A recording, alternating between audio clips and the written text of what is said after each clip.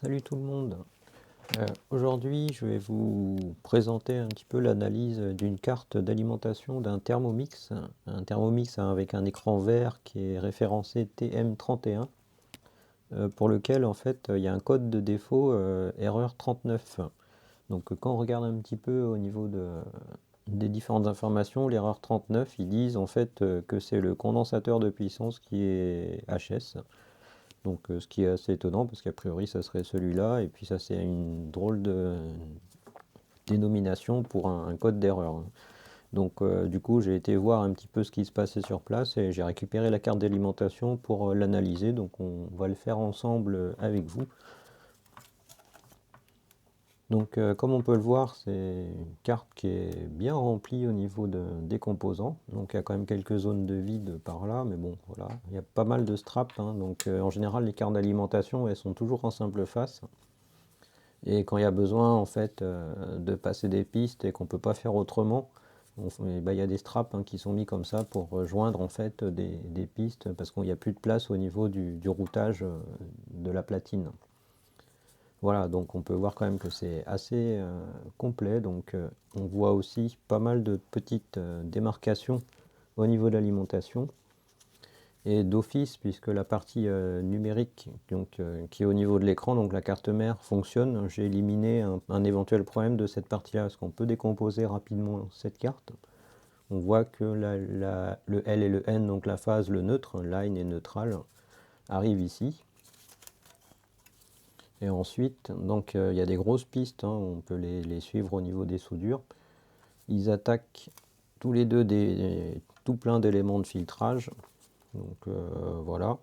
Et on peut voir, hein, rapidement que ça arrive directement au niveau de fusible ici. Donc d'un fusible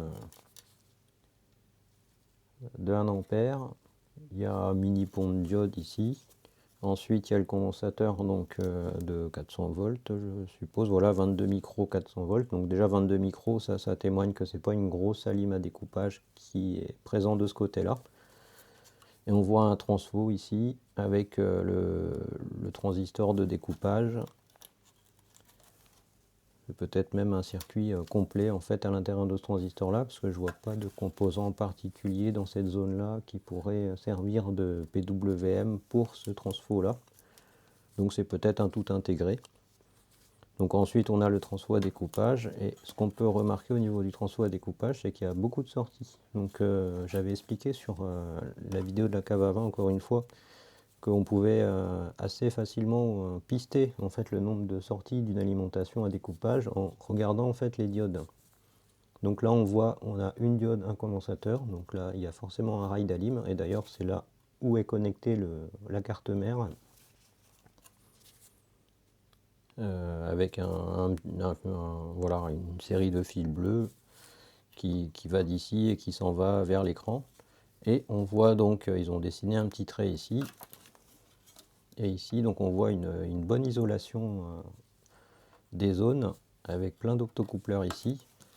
Et là en fait on voit une diode, une deuxième diode et une troisième diode, et trois condos aussi.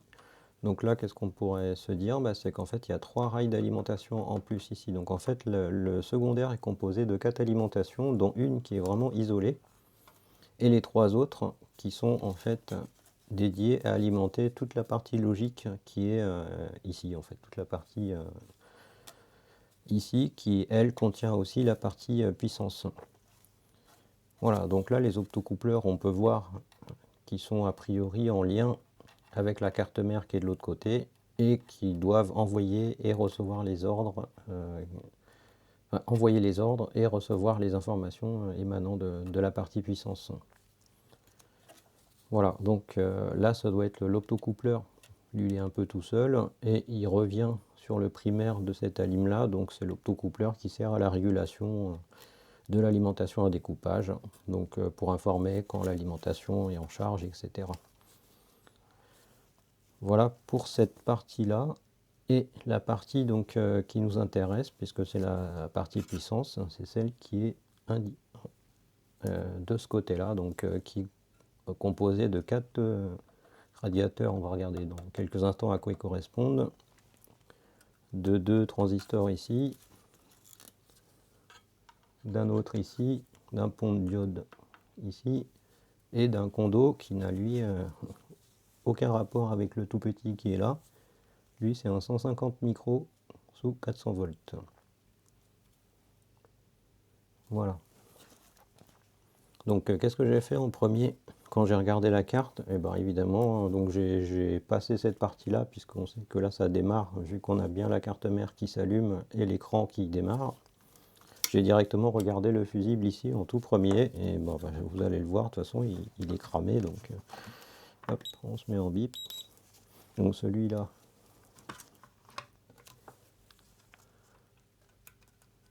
voilà, donc celui-là il bip bien, et celui-là, voilà, donc lui il est mort. Donc si ce fusible-là est mort, hein, un fusible, hein, ça, comme dirait un copain, ça meurt pas de peur, hein, c'est qu'il y a eu quelque chose qui s'est produit en aval, ou en amont si c'est un problème de surtension ou autre, mais la plupart du temps c'est après lui que ça pose problème. Donc s'il a cramé, c'est qu'il a dépassé donc le seuil dont il est dédié, donc 3 ampères 15 en T, donc en temporisé. Puis on a les fast, hein, pour une petite parenthèse, les F, c'est les fast. Donc ceux qui n'ont aucune tolérance à leur valeur, ça veut dire que dès qu'on atteint 3,15 en F, ils sautent, alors que les temporisés, ils ont un tout petit délai avant qu'ils crament. Ce qui permet d'absorber en fait un éventuel pic de charge du condensateur par exemple, sans que le fusible y grille. Donc ensuite, et là c'est un peu compliqué parce qu'il faut pister et on se rend compte en fait qu'il y a beaucoup d'éléments qui sont présents avant d'arriver, ne serait-ce qu'en pot de diode qui est là. Donc le pont de diode, il est ici, on voit les 4 pattes. Donc comme d'habitude, un pont de diode de ce type-là, hein, la plupart des ponts de diode, c'est toujours la même chose. On trouve en fait les 2 entrées alternatives au centre. La sortie, plus, on la trouve de ce côté-là, du côté gauche en fait du pont de diode, et le moins ici. Et on peut aussi retrouver ces informations-là si on n'arrive plus à s'y retrouver, tout simplement en reprenant le condensateur, puisque forcément le moins du pont de diode, c'est aussi le moins du condensateur. Donc si on peut le vérifier en suivant la piste, donc on a le moins du condo ici, donc on suit la piste là, et on remonte ici. Donc voilà, on a bien le moins, et puis le plus. Alors lui, le plus, c'est un peu plus le bazar, quoique non, c'est bon, c'est qu'une ligne droite qui va de là à là. Voilà, donc au niveau de la sortie, déjà, on peut voir que le plus et le moins sont bien en direct au niveau du condensateur. Donc qu'est-ce qu'on peut faire en première mesure? Juste vérifier ce que j'avais essayé tout à l'heure, donc de tester en fait la valeur du condensateur, puisque normalement on devrait pouvoir la voir. Bon, j'avais essayé vite fait comme ça. Et en fait, on voit que le multimètre, il va jamais y arriver. Et qui part en fait dans des valeurs, il ne va jamais arriver de valeur, voilà, il passe en dépassement. Donc là je me suis directement mis en résistance, et même en bip d'ailleurs. Voilà, et en fait pour constater qu'en fait on a un court-circuit franc entre le plus et le moins du pont de diode. Donc ce qui fait que on le retrouve forcément au niveau du condensateur. Alors il y a une espèce de gel, hein, sur la platine, je ne sais pas si on le voit. Donc j'ai essuyé un petit peu, si on le voit ici par exemple en brillance, mais voilà, il y a une espèce de le fameux vernis, on voit un petit peu des traces ici de protection, donc qui des fois empêche de bien passer les pointes. Bon, ça va, elles sont assez pointues ces pointes là, elles sont très bien d'ailleurs, hein, les ProbeMaster, pour ceux qui seraient intéressés de savoir qu'est-ce que j'utilise comme pointe de test. Donc je les ai achetées à part en dehors du multimètre. Voilà pour la petite parenthèse. Donc on a un court-circuit franc. Donc à partir de là, qu'est-ce que j'ai fait? Je suis passé en diode et j'ai refait les tests du pont de diode. Donc comme j'expliquais sur la vidéo de la bande de LED de l'imprimante 3D. Donc on reprend donc le plus, je vais le noter ici. Donc le plus il est là.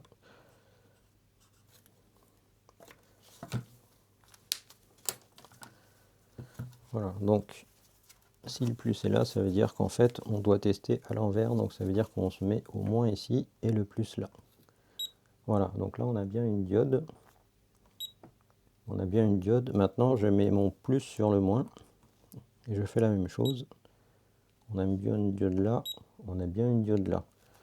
Et normalement, si je teste en entier, ben là j'ai oui, j'ai le court-circuit, donc je ne peux pas tester la sortie comme je l'avais fait sur le bandeau la dernière fois. Donc un condensateur électrochimique, ça ne peut pas se mettre en court-circuit, donc ça veut dire que le court-circuit se passe après tout ça. Et qu'est-ce qu'on a après tout ça? Et ben on a nos transistors de puissance, donc il y en a 6, dont 4 qu'on ne voit pas puisqu'ils sont soudés à l'envers, on va dire.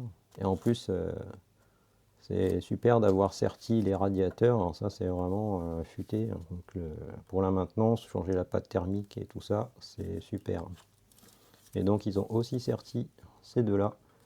Donc bah là, on va pouvoir les tester au moins rapidement, puisque là, ils ont leur pâte devant. Donc je vais mettre un petit pot là, comme ça, en dessous. Non, on ne voit pas mieux.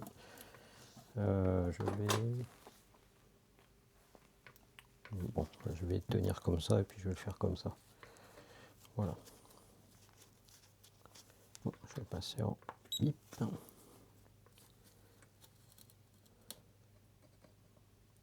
Donc là, rien. Là, ça bip pas. Bon, ah bah là, ça bip. Là, ça bip. Bon, voilà. Donc déjà, celui-là, il est en court-circuit archi franc. Les trois pattes sont en court-circuit. Donc, au niveau de la référence de ces composants-là, voilà. Donc, c'est des G04N60. Donc, j'ai cherché la référence, et donc c'est des IGBT, hein, donc il n'y aurait pas de surprise là-dessus. Des IGBT, sauf que c'est donc Infineon qui est derrière, hein, le constructeur, un gros constructeur de composants. Sauf que en fait, ils sont abandonnés depuis des années. Donc en fait, on ne peut pas commander cette référence-là chez eux, puisqu'il n'y en a plus. Donc tous les G04N60 qu'on trouve sur Internet, de toute façon, on les trouve que sur des sources non fiables, hein, comme je le répète assez souvent. Donc non fiable, c'est-à-dire du marketplace d'Amazon, de l'AliExpress ou de l'eBay. Et il faut savoir, donc ça j'avais déjà fait une vidéo d'ailleurs, une des premières vidéos que j'avais faites, qui était sans parole ou autre, où je montrais en fait une contrefaçon de composants. Donc malheureusement ça existe, hein, j'en ai fait les frais plusieurs fois déjà. Donc il est hors de question que je rachète en fait un composant sur ces plateformes-là. Donc là, bah, ce que je vais devoir faire, et là je pense que ça va me prendre énormément de temps, c'est qu'il va falloir que je trouve un équivalent pour le remplacer en regardant le datasheet exact de celui-là et en trouvant un équivalent à celui-là, et je vais remplacer au moins ces deux-là. Et on va du coup, je vais vous expliquer un petit peu la suite, pourquoi les deux. Donc en reprenant un peu le câblage au niveau du moteur, et aussi je vais vous expliquer le fonctionnement général, on va dire, de cette partie-là, qui est quand même assez conséquente de composants. Donc pour commencer, alors je vais aussi vous montrer ce composant-là. Je vais peut-être avec une lampe. Voilà, donc en fait, celui-là, c'est tout bêtement un TRIAC, hein, BTA12-600B. TRIAC qui sert à quoi? À commander en fait, parce que ici j'ai débranché la résistance chauffante. Donc il y a la résistance chauffante qui est en fait située dans le bol directement et qui est alimentée en fait par ce TRIAC. Voilà, donc pour la régulation standard d'une résistance, hein, donc là c'est simple et c'est indépendant de cette partie-là qui est en fait la partie moteur. Et je vais tout de suite venir à cette partie-là, tout de suite ou juste après l'explication aussi de l'alimentation du moteur. Donc il y a trois relais sur cet endroit-là, comme on peut le voir. Donc qu'est-ce qu'ils font ces trois relais? Bah, c'est sacrément... ils ont cherché compliqué quand même. Donc quand j'ai regardé, en fait, il y en a deux qui commutent la phase et le neutre. Donc il y en a un pour la phase et l'autre pour le neutre. Et le troisième, en fait, on voit un réseau de résistance de puissance ici. D'habitude, on utilise en fait des résistances en forme de disque, comme je vous avais déjà présenté plusieurs fois, qui ont une résistance entre 5 et 10 ohms à froid et qui dégringolent en fait avec la chaleur et qui font ensuite un freinage de courant en fait au démarrage. Donc ça évite le fameux in-rush, comme on dit en anglais, le courant d'appel de démarrage. Donc là, bah, Thermomix, je sais plus, c'est quoi, comment ça s'appelle leur marque? C'est un truc un peu à la noix là, je sais plus, un truc. Ah oui, Vorvec ou un truc comme ça. Enfin, bon, bref, ils ont fait un système un peu différent. Ils ont mis en fait toutes ces résistances là en série, juste avant le condensateur, avant le pont de diode même, on le voit d'ailleurs, c'est assez marrant le système de zigzag là, tac, tac, voilà. Et on attaque la dernière résistance qui va donc à une des diodes. Et en parallèle, on voit un rectangle ici. En fait, en parallèle de ce réseau de résistance, ils ont mis un relais. En fait, ce qui fait que au démarrage, quand la platine, donc l'électronique, demande le démarrage du moteur, qu'est-ce qu'il fait? Il active la phase, il active le neutre. Le courant donc passe à travers toutes ces résistances pour charger le condensateur au ralenti, pour éviter le fameux pic de démarrage d'intensité. Et au bout d'un certain temps, qui est donc sans doute précalculé, par exemple de 1 seconde ou 2 secondes, le relais chinte l'intégralité des résistances au niveau des contacts. Donc du coup, on se retrouve au final avec un fil entre la phase ou le neutre et cette patte-là, la diode. Donc il n'y a plus de problème d'influence de ces résistances-là par la suite. Et ces résistances-là, du coup, ne chaufferont pas à l'usage puisqu'elles sont chantées par le relais. Voilà, donc c'est un système qui est plutôt futé au niveau de la gestion du pic de démarrage. Voilà donc pour cette partie-là. Au niveau de la partie qui est importante et qui est complexe aussi, c'est le moteur. Alors le moteur, j'ai regardé un peu sur la machine, en fait, on a 8 bobines dessus. C'est un connecteur à 6 fils et j'ai pris un peu de temps à comprendre en fait comment c'était agencé. Donc bah, je vais vous montrer rapidement le schéma. Et du coup, ce qui m'a aussi intrigué, c'est parce que là, il y a 2 grosses diodes, alors qu'il y a des petites diodes partout. Alors, je ne prends pas en compte celle-là, là, ça c'est autre chose. Voilà. Donc, cette espèce de rectangle ici, en fait, c'est le. Parce qu'en fait, si on retourne la carte, on voit quoi? On voit 2 puces à 8 pattes, et en fait, j'ai regardé, c'est les drivers des IGBT. Donc, en fait, ces drivers-là, ils ont besoin de plein de composants autour d'eux, et en fait, ces 4 diodes plus ces 2 condensateurs-là font partie des composants qui sont utilisés pour les 2 drivers. Donc, comme il y a 6 IGBT, il y a forcément 6 diodes, puisque ces IGBT-là, les G04N60, c'est une génération ancienne et n'avaient pas de diode de roue libre en interne. Donc, ils sont obligés de mettre des diodes en externe pour 6 IGBT, donc 6 diodes. Donc on retrouve, alors là il fallait vraiment les trouver. Donc celle-là ça va, les 2 grosses. Ensuite il y en a une dans le fond ici, on voit pas très bien. Voilà, une là, il y en a une là, derrière les grosses, et la dernière j'ai eu du mal, elle est bien cachée, elle est en travers, en fait elle passe d'un côté et de l'autre du radiateur, là, de l'espèce de tôle. Et on retrouve du coup nos 6 diodes. Et là, l'interrogation que je me suis posée directement, c'est pourquoi il y en a 4 petites et 2 grosses. Et bien là, on va revenir au schéma pour comprendre, au schéma du bobinage du moteur pour mieux comprendre le système. Et il y a un petit truc aussi à savoir, c'est que là, ces IGBT là, en fait, ils sont pas isolés, c'est le collecteur qu'on trouve ici, au niveau des ailettes du radiateur. Donc en fait, là, je vais le noter d'ailleurs, en fait, on a le plus général qui est constant. Donc on a le 330 volts quoi, à peu près qui arrive ici. Et je m'en suis rendu compte aussi en regardant vite fait la carte, parce que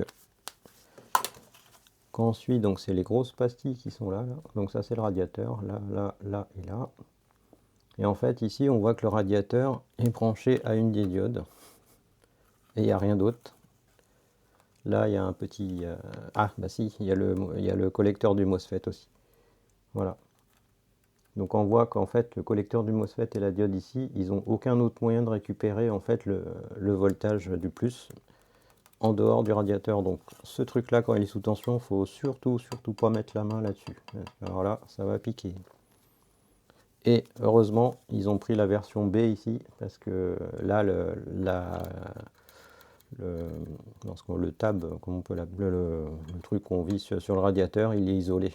Donc ils ont bien pris soin quand même de prendre la bonne version, parce que le Triac, il n'aurait pas du tout aimé de recevoir en plus un continu. Là, je pense que ça aurait fait des heures. C'est donc la partie qui est assez intéressante et aussi qui va peut-être permettre de comprendre pourquoi il y a une distinction au niveau des tailles de composants. Donc là, c'est vrai que bah, je vois pas les références des IGBT qui sont derrière, mais a priori, je pense que c'est les mêmes. En tout cas, si on les teste, je les ai vérifiés quand même, il n'y en a pas un seul qui est en court-circuit de ce côté-là. Donc je vais opter du coup pour le changement de ces deux-là, si je trouve un équivalent, ce qui ne va pas être évident, je pense.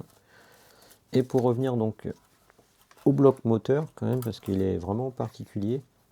Donc c'est un moteur à 8 bobines. Donc si je vous fais un schéma comme ça, donc en gros on se récupère 1, 2, 3, 4, 5, 6, 7, 8 et un connecteur à 6 fils, comme on peut le voir ici. Donc 1, 2, 3, 4, 5, 6. Donc comment ils ont agencé ça? Ben, en fait ils ont fait deux rails, de ce que j'ai compris en faisant les différentes mesures sur le moteur. Ils ont fait deux rails en fait de 4 bobines avec un espèce de point milieu. Donc en fait pour schématiser, donc ça fait ça.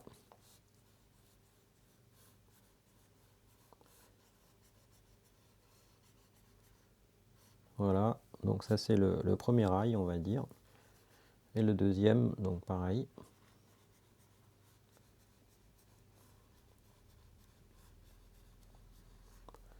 Voilà, donc le point milieu qu'on trouve ici, et puis bah, les deux bords. Et c'est deux rails vraiment complètement indépendants au niveau électrique. Et en fait, quand on prend le connecteur ici, eh ben, on comprend maintenant peut-être mieux pourquoi il y a deux grosses diodes et des petites. En fait, les grosses diodes, elles sont reliées ici et ici. Donc c'est les deux IGBT du coup qui sont centraux et qui contrôlent en fait les deux bobinages qui sont de chaque côté. Et ici en fait on retrouve les petites diodes et les autres IGBT qu'on ne voit pas. Et on retrouve en fait nos 4 fils supplémentaires. Donc on a bien nos 6 fils. Et donc bah, si je fais un peu le schéma, enfin, on va dire plus ou moins empirique, on va dire que ça c'est le 1 et le 2. Ça c'est le 3, 5 et 4, 6. Voilà. Donc du coup, bah, si je compare avec le connecteur, mais juste comme ça, hein, donc on a les deux gros qui sont là et là. Donc 1, 2, donc 3, 4, 5, 6, voilà. Voilà donc pour la décomposition du schéma du moteur qui est un peu spécifique à ce moteur-là, parce que avant de le démonter, je m'attendais à voir un système en UVW comme on voit de manière classique, en montage en triangle. Voilà, parce que cela c'est connu de personnes qui suivent peut-être ma chaîne, je sais pas, mais voilà. Donc une commande triphasée standard avec un pont en H pour chaque phase. Mais là non, ils ont fait un système un peu à eux, mais peut-être lié au fait qu'ils ont choisi de prendre un moteur à 8 bobinages, donc découpé en 2 x 4 bobines. Voilà, donc on retrouve du coup un peu mieux, enfin on comprend plutôt un peu mieux le pourquoi de ces grosses diodes sur uniquement 2 transistors qui sont donc ceux qui sont devant. C'est pour ça que je vais les changer directement, ces deux-là. Et les petites diodes pour tous les petits transistors qui sont derrière, qui sont d'ailleurs complètement isolés au niveau du radiateur. Ils ont chacun leur radiateur qui n'est pas soudé à rien d'autre en fait, hein. Donc voilà, là c'est les soudures des radiateurs, ici, ici, ici, ici, ici, ici. Donc ils sont vraiment reliés à rien d'autre qu'à leur propre transistor. Voilà. Et celui-là, donc ces deux-là, eux, ils ont leur radiateur en commun qui donc fait circuler le plus en supplément. Voilà donc tout ce que j'avais à dire, je pense, sur cette carte électronique de Thermomix. Donc un petit complément d'information par rapport à la vidéo que j'ai tournée hier, parce que j'avais continué du coup à investiguer sur la platine. Donc j'ai fait, en fait j'ai découpé toutes les pattes à la pince coupante ici pour pouvoir un petit peu creuser sur d'autres éventuels soucis. Donc déjà la première chose que je peux confirmer, c'est qu'effectivement il est intégralement en court-circuit le transistor, hein, donc ça bip en fait sur toutes les 3 pattes. Hop, donc si je refais le test en direct, voilà, et troisième patte, voilà. Et du coup il y a eu un autre dommage collatéral dû au transistor en court-circuit, c'est que c'est la diode qui va dessus qui est elle aussi en court-circuit. Voilà. Et quand je teste les autres diodes, du coup, je me suis amusé à retester toutes les diodes. Celle-là, elle fonctionne. Celle-là, elle fonctionne. Et puis là, après, j'ai été obligé de mettre des pointes pour rallonger un peu. Voilà. Donc là, je ne sais pas si on voit bien, on a le plus et le moins. Voilà. Ensuite, on a la fameuse diode traversante. Donc là, il n'y a pas le choix que d'avoir des pointes bien pointues et bien fines pour passer entre là et puis là. Voilà, on a bien le bip. Et ensuite, donc on a celle-là qui est vraiment, celle-là c'est peut-être la pire, elle est vraiment sous entre le transistor et le radiateur.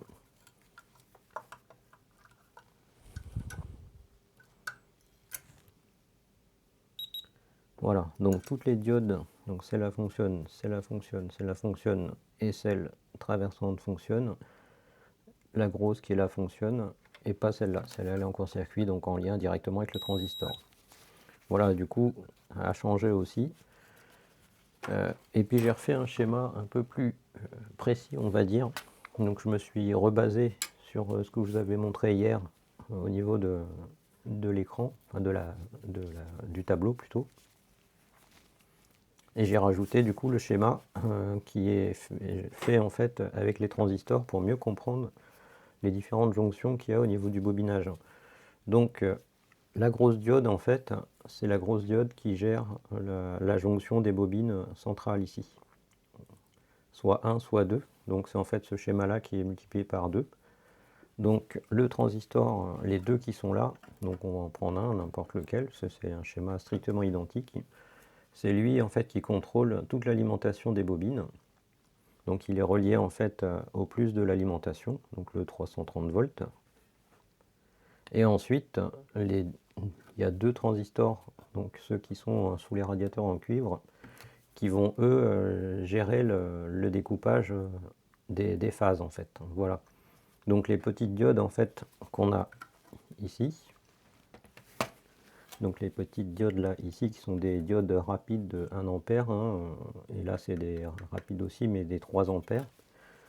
Donc les 1 ampère on les retrouve ici et ici, donc à chaque fois sur chacun des transistors qu'on ne voit pas. Et celle de 3 ampères en fait elle est ici. Donc en fait ce qu'on peut voir du coup après avoir fait le schéma, c'est que du fait que lui il est en court-circuit et que la diode aussi, et ben en fait on a une ligne directe entre le plus et la masse, hein, ce qui a donc fait fondre le fusible.